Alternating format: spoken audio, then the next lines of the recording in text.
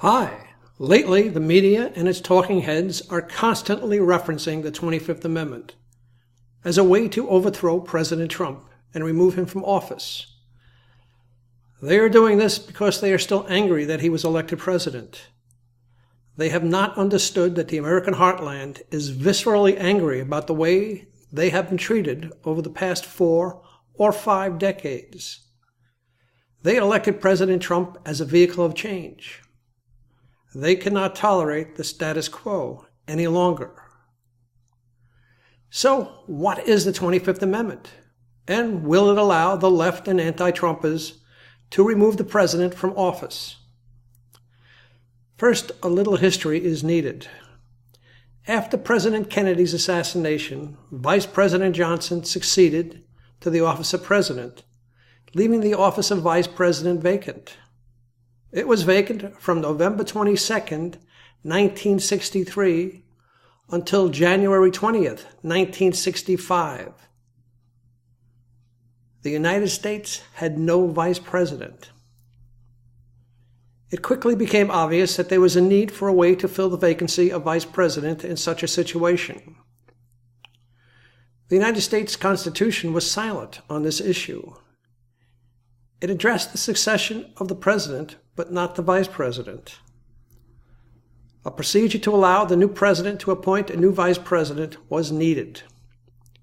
Senator Birch Bayh of Indiana, chairman of the Senate Subcommittee on Constitutional Amendments, proposed a constitutional amendment to address this need. After numerous constitutional hearings, the final version of the 25th Amendment passed the House and the Senate in 1965, was ratified by the necessary state legislators on February 10, 1967, and was formally proclaimed the 25th Amendment to the Constitution on February 23, 1967. The 25th Amendment of the Constitution establishes procedures for filling a vacancy in the office of Vice President and for responding to presidential disabilities. There are 4 sections to the amendment, each providing different procedures depending on the specific circumstances. Section 1 provides, and I quote, "In case of the removal of the president from office or of his death or resignation, the vice president shall become president." Section 2 provides, and I'll quote again, "Whenever there is a vacancy in the office of the vice president, the president shall nominate a vice president who shall take office upon confirmation by a majority vote of both houses of Congress." The use of the words "whenever" and "shall" clarifies that the president must nominate a person for vice president in the event of a vacancy with dispatch. Section 3 provides, whenever the president transmits to the president pro tem of the Senate and the Speaker of the House of Representatives his written declaration that he is unable to discharge the powers and duties of his office, and until he transmits to them a written declaration to the contrary, such powers and duties shall be discharged by the Vice President as acting president.